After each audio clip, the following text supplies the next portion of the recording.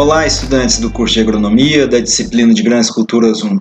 Então, na esperança de que todos estejam bem, com saúde, animados então para o nosso retorno com essas aulas não presenciais, eu espero então agora, nesse momento, começar as aulas de revisão sobre a cultura do milho. E na sequência, então, a gente vai conversar sobre as nossas atividades, sobre as nossas próximas culturas do sorgo e da cana-de-açúcar. Então, a gente falou no início do ano, então o Brasil então, tem uma área total aí de praticamente 66 milhões de hectares sendo cultivado com grãos, incluindo aí a área de plantio de verão, a segunda e terceira safras, que seria a safra de inverno, incluindo aí a safra irrigada, certo? Então, no total, praticamente 66 milhões de hectares sendo cultivados. A gente tem uma produtividade média de grãos aí em torno de 3.912 quilos por hectare, considerando então todos os grãos, e aí fazendo a média pela área de cultivo, a gente tem essa produtividade média. Isso é importante, essa produtividade média, ela é importantíssima porque a gente tem então esse gráfico aqui mostrando o crescimento populacional.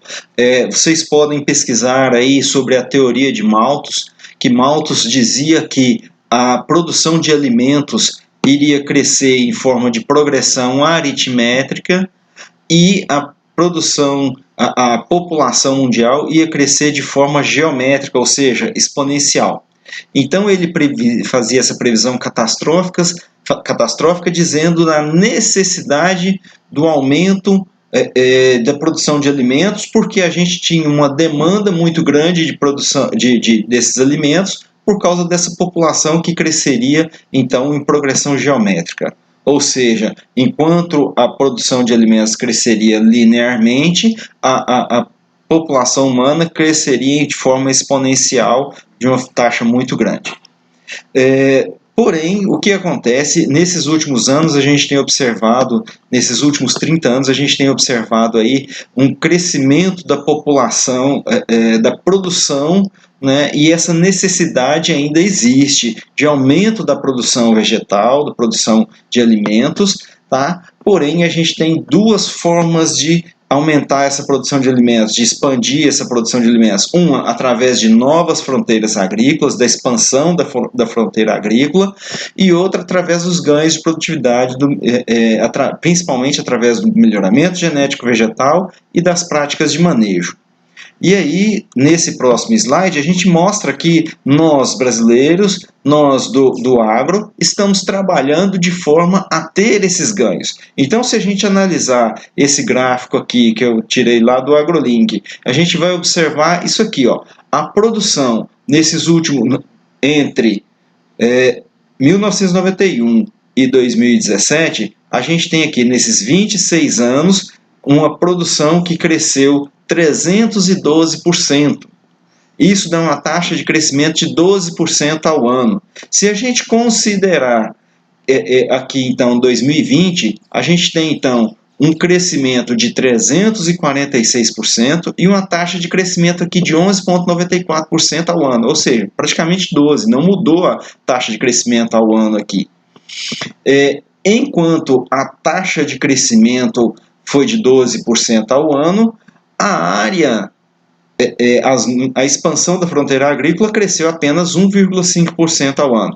Ou seja, nós temos trabalhado no Brasil de forma a garantir ganhos de produtividade pautados em cima de melhoramento genético vegetal e principalmente em cima de manejo de fertilizante, de água, manejo do solo, manejo da planta, melhor época de plantio, manejo das pragas e das doenças de forma a proteger as culturas.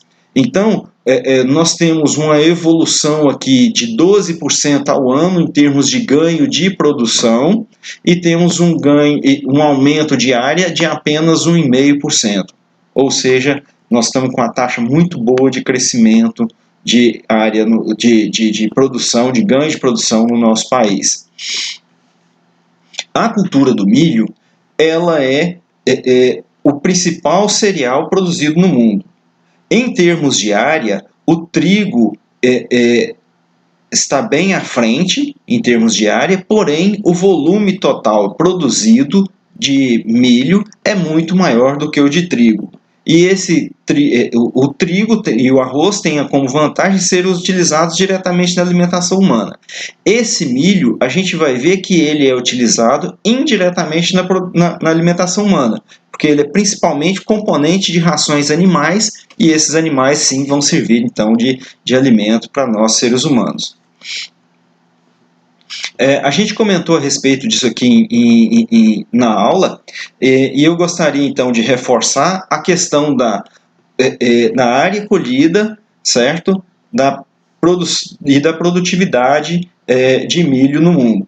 Os Estados Unidos e a China são os principais produtores de milho, são os maiores produtores, têm a maior área, o maior volume de produção.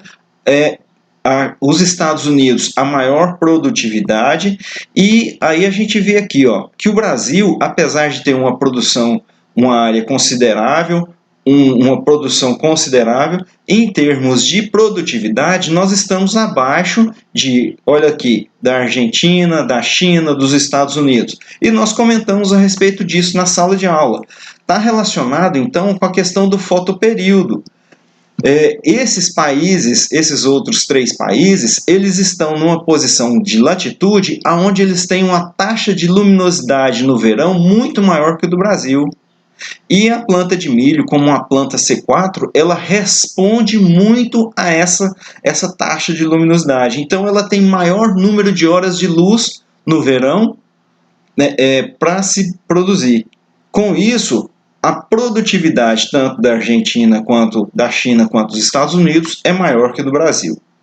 Além do que, no Brasil a gente tem então o milho sendo cultivado por pequenos, por médios e por grandes agricultores. Por agricultores que investem pouco em tecnologia, em uso de insumos, e por aqueles que investem pesadamente em uso de insumos dentro dessa escala de quem investe pouco e de quem investe muito.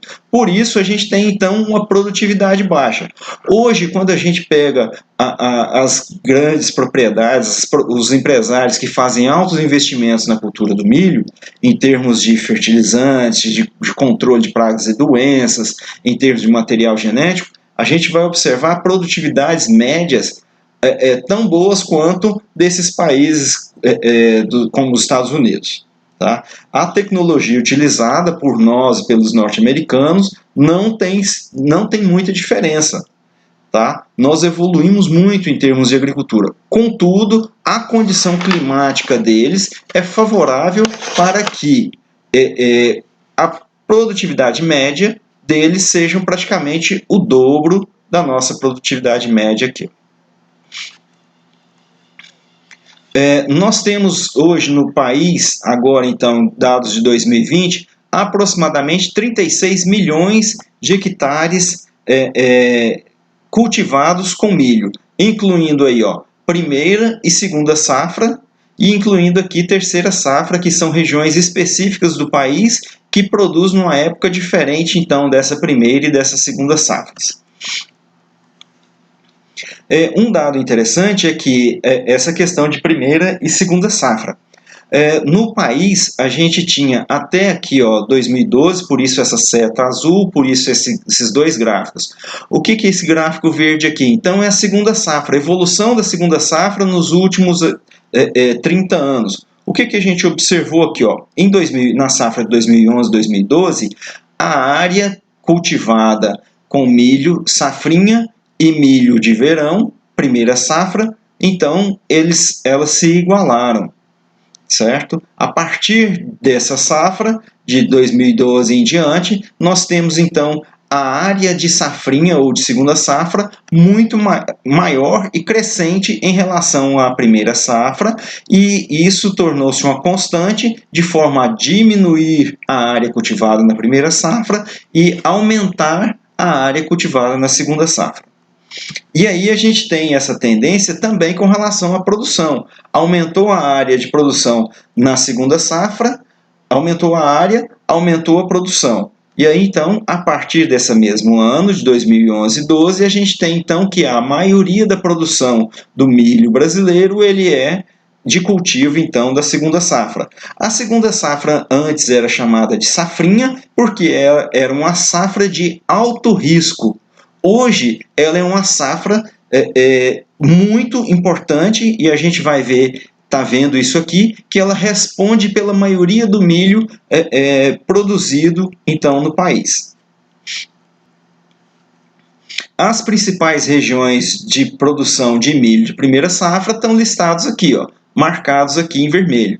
Então, Sul e Sudeste são grandes responsáveis pela produção de milho na primeira safra. Principalmente aqui, então, a região Sul, com destaque aqui para a região Sul. Olha só, a gente falou questão do fotoperíodo. Quando a gente vai para latitudes maiores, a gente aumenta o fotoperíodo nessa época de verão e olha a condição aqui da produção. O que acontece? Olha, a gente tem um aumento de produção, a gente tem um aumento de produtividade.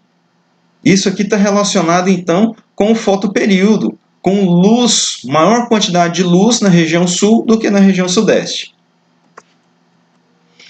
Agora, olha só, como então na região sul a gente tem a questão do fotoperíodo, a segunda safra já diminui bastante, porque o Rio Grande do Sul, então, praticamente já diminui muito a área de cultivo de milho em segunda safra. E esse cultivo de milho, ele se concentra agora na segunda safra aqui no Centro-Oeste. Então, o Mato Grosso é o nosso principal representante, então, na produção desse milho de segunda safra, e ele tem aqui, então, em termos de área, olha só, 8 milhões de hectares, em termos de produtividade aqui em torno de 6 mil quilos por hectare, ou seja, para quem fazia um investimento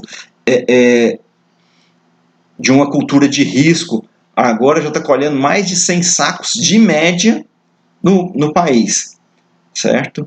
Mais de 100 sacos por hectare de média. Isso é muito bom. Então a gente tem aqui, ó, as principais, boa parte do nosso milho ela é consumida no país, mas boa parte também ela é exportada. E aí os principais consumidores de milho aqui nas safras 15 e 16, tá aqui, ó, Estados Unidos, China, União Europeia, o próprio Brasil, que é um dos maiores produtores, e o México.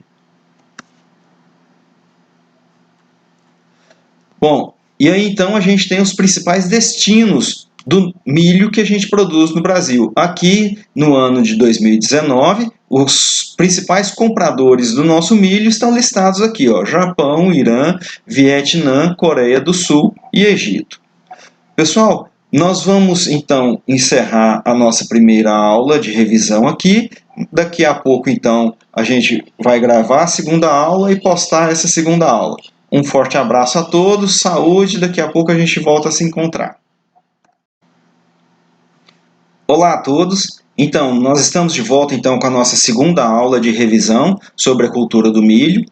Na videoaula anterior nós estávamos falando então dos principais países consumidores de milho no mundo, né? E aí a gente tem aqui então os principais destinos agora então do milho brasileiro, certo? Nós exportamos em torno de 45 milhões de toneladas, e aí a gente tem aqui a receita desses 45 milhões de toneladas. Os principais destinos então estão listados aqui, a gente falou isso no vídeo passado.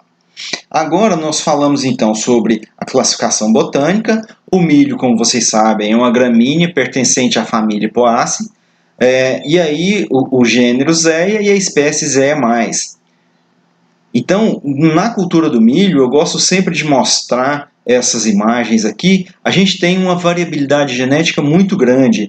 Essa variabilidade genética, a gente vai ver daqui a pouco, permitiu com que essa espécie ocupasse regiões mais distintas do globo terrestre. Então a gente tem milho de norte a sul, do nível do mar até 3 mil metros de altitude. Daqui a pouco a gente vai voltar a falar a respeito disso, mas eu gostaria de mostrar e frisar essa imagem e a próxima imagem, que trata então da variabilidade genética existente na cultura do milho.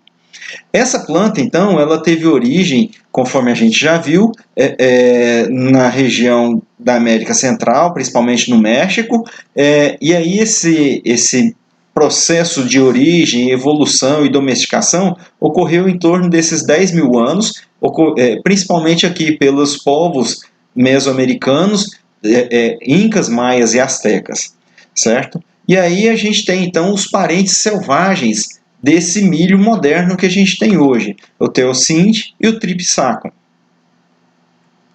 Então, como eu disse, o milho tem origem aqui na América Central, região do México, aqui, e ele foi disseminado então pelos povos dessa região e disseminado por toda a América aqui. E a sua domesticação ocorreu aqui em torno de 7 a 12 mil anos atrás. Então, o milho, ele é um descendente dessa gramínea aí, é o teosinte, certo? Então, essa planta, ela é uma planta com muitos perfilhos, com várias espigas sem sabugo. E aí a gente tem aqui a ampliação dessas espigas. O milho é classificado como Zea mais e o teosinte como Zea mexicana, ou seja, eles estão pertencentes ao mesmo gênero. E aí, então, foi possível observar esse parentesco, essa evolução a partir dessa planta, a partir de cruzamentos, ou seja, hibridação. Com essa hibridação ocorrendo, quer dizer, então, que essas plantas têm um parentesco próximo e que permitiu, então, identificar geneticamente essas plantas como próximas. Os nativos da região, aí, tanto maias como os astecas, faziam seleções e escolhas. E esse processo de seleção feito por esses povos antigos, então, levou à formação, então, de diferentes espigas de milho, diferentes plantas, que levou, então, à formação, então, dessa domesticação e seleção dessas plantas com características mais favoráveis, originando, então, o nosso milho moderno. Esse conhecimento, então, do centro de origem de uma cultura é importante para descobrir onde é que tem variabilidade genética. Então, por isso, a gente tem nas Américas essa grande diversidade de tipos de espigas e grãos de milho, exatamente porque está relacionado com sua origem, sua domesticação e sua disseminação. Então, feita pelos povos ali que a gente citou, incas, maias e astecas. E aí no Brasil a gente tem então, ou melhor dizendo, no Brasil e no mundo a gente tem então os centros onde eles fazem armazenamento desses materiais genéticos, são chamados bancos de germoplasma. E aí eles estão listados aqui.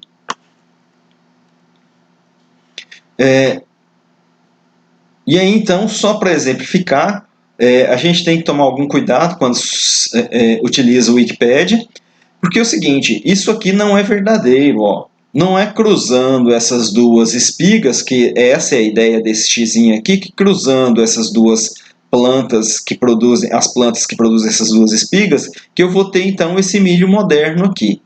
Na realidade, o processo de evolução desse milho originou esse outro tipo de espiga, que no futuro veio a originar então o nosso milho moderno, certo? Então, essa condição do teosinte, ele foi para um processo de domesticação, de seleção, chegou-se então a esse milho moderno que a gente tem hoje. E não através desse cruzamento aleatório assim. Aqui um outro esquema, a gente viu lá que esse esquema dessa planta aqui está errado, ele não é engalhado desse jeito como uma dicotiledônia, mas sim uma planta gramínea característica típica, certo? Aonde sim, aqui sim, o tamanho da espiga quando comparado com uma moeda, e aqui o tamanho da espiga quando comparado com a mesma moeda. A gente tem então no milho moderno uma espiga muito maior, com muito mais grãos, muito mais produtivo, e não tem então agora a planta com perfilhos. A gente tem uma planta então de haste único, de colmo único. Certo? Então, no processo de seleção e de evolução desse milho, então a gente saiu aqui da espiga do teosinte para chegar aqui no grão, na espiga de milho moderno. Mas a gente teve então diversas etapas, diversas fases aqui nesse processo de evolução. E aí, só para comparar, a gente tem aqui, ó, se a gente traçar uma reta aqui, a gente vai ter aqui, ó, os grãos de teosinte, certo? E aí embaixo aqui os grãos de milho, do milho moderno. Esse grão murchinho aqui, isso aqui então é grão de milho doce, que quando ele seca, então ele acumula pouco amido e muita sacarose, e aí esse grão, quando ele seca, ele murcha assim. Já o grão de milho comum, ele é composto principalmente por amido, e aí então esse amido fica armazenado, não murcha quando seca. Então, o que a gente tem? A gente tem então uma variabilidade genética muito grande, permitindo o cultivo em todos os continentes. Esse milho ele é cultivado entre a latitude de 58 norte e 40 graus sul. Ou seja, de norte a sul a gente tem o cultivo do milho, e aí a gente falou, cultivado desde o nível do mar até 3.800 metros acima do nível do solo. Então a gente tem aqui 3 variedades de milho crioulo, certo? Que foi então um processo de evolução lá do teossinte. E por que o milho é tão interessante nas culturas? Porque, olha só, ele é fonte então de energia através aqui do endosperma rico em amido. Esse endosperma rico em amido, então o grão de milho é composto basicamente por esse endosperma rico em amido, ele é composto também por uma ponta aqui, o pedúnculo, pelo germen ou embrião, que corresponde a toda essa parte externa aqui, essa parte de fora que é chamada de cotilédone, e aqui a gente tem o eixo embrionário, certo? E aí a gente tem também o pericarpo, que seria aquela película que recobre o grão do milho. Essas são as 4 principais partes. Então, o endosperma, o pericarpo, que é a casca, o germen ou embrião, que é composto pelo cotilédone e pelo eixo embrionário, e aqui a gente tem então a ponta ou pedúnculo do grão de milho.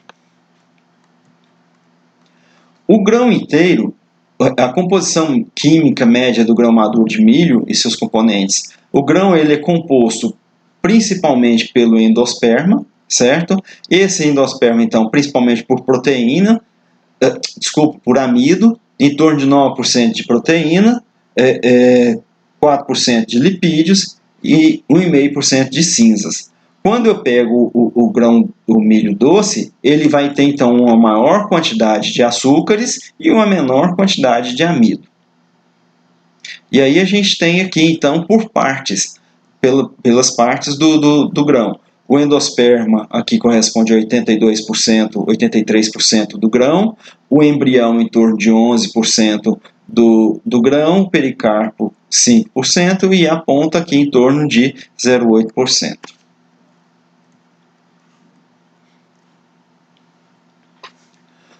O milho ele é utilizado principalmente, olha aqui, para alimentação animal. Essa é a principal forma, então, de se estar utilizando o grão do milho. Então, a gente tem aqui aves de corte, postura, suinocultura, bovinocultura e outros animais. Se a gente somar aqui, então, perto de 50 milhões de toneladas do milho são utilizados no Brasil para essa finalidade, aqui em 2015-16. Outras finalidades, a gente tem aqui mais de 3.500 formas direta e indireta da utilização do milho. 15% da produção mundial é consumido de forma direta, ou seja, é um cereal bastante consumido ainda, pelo volume total de produção do mundo. Mas o principal destino dele, mesmo no mundo, é então a alimentação animal. E aí isso é interessante porque em algum momento a gente vai ver que as cadeias de produção animal e a cadeia de produção de grãos, elas estão intrinsecamente relacionadas, as cadeias produtivas. O que acontece? O aumento da população de aves e suínos estimulou a produção de milho, de grãos de milho, pois a gente tem aqui, esses gráficos eles se correlacionam. A gente tem aumento da produção de suínos, a gente tem aumento da produção de aves. Esse aumento dessa população e produção de suínos e aves leva a um aumento de demanda de grãos de milho. Então, as duas cadeias, as três cadeias, ou melhor dizendo, a cadeia de nutrição animal e a cadeia produtiva da cultura do milho estão intimamente relacionados. Um estimula o crescimento do outro, certo? Então, mais uma vez, agora com dados mais atualizados, 2017-18, a gente tem aqui, em torno de 50 milhões de toneladas sendo consumidas, então, principalmente por animais. E aí, se a gente tem uma demanda total, nós temos aí em torno de 47 milhões de toneladas sendo utilizados desde alimentação, consumo humano direto, até então consumos industriais e as perdas, exportação e tudo mais.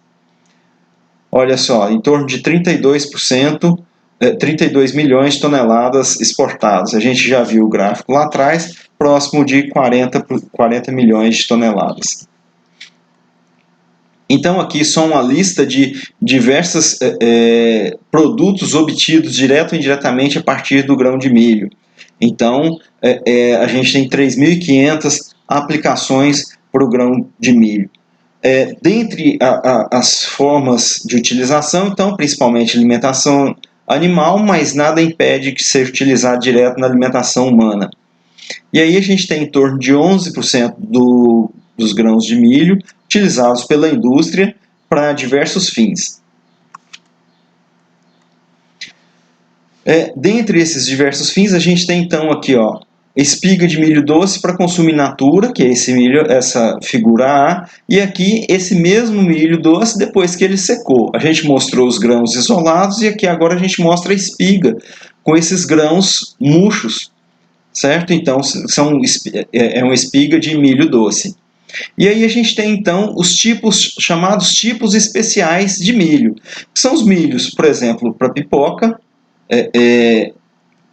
milho pipoca, milho com alta qualidade proteica, selecionado para isso, milho com alto teor de óleo, produzido então para extração de óleo de milho, para diminuir então o consumo de óleo de soja, milho com alto teor de amido, então alta amilose, e o milho para silagem. Então a gente tem aqui então 5 tipos especiais de milho, certo? E aí tem o sexto que está aqui, que é o mini milho, usado direto então para consumo humano na forma de conserva, com espigas ainda jovens. Pessoal, então o milho é uma cultura que ele tem aplicação principalmente então na alimentação animal, mas é muito utilizado também para alimentação humana. A gente tem então os tipos especiais, pipoca, qualidade proteica, teor de óleo, amilose, silagem e mini milho, que são utilizados então para produções específicas, certo? Diferenciando então da produção de grãos que visa diretamente a alimentação animal. Então esses milhos de alta qualidade proteica, teor de óleo e amilose, então são plantas, né, são cultivadas para atender a uma demanda específica da indústria. Já o milho, então, para produção de silagem, alimentação animal, pipoca para alimentação humana, o mini milho aqui para alimentação humana. O milho doce também para alimentação humana também seria um tipo especial. Então a gente tem aqui então 7 tipos especiais da cultura do milho, que seriam então para atender diretamente a alimentação humana, diretamente para atender a alimentação animal, diretamente para atender uma demanda da indústria. Tá ok? Pessoal, então a gente viu hoje nessa videoaula a importância da cultura do milho, a seu processo de seleção e evolução. Tá? Espero que vocês tenham entendido. Qualquer dúvida, estamos à disposição nas nossas redes sociais. Um forte abraço a todos.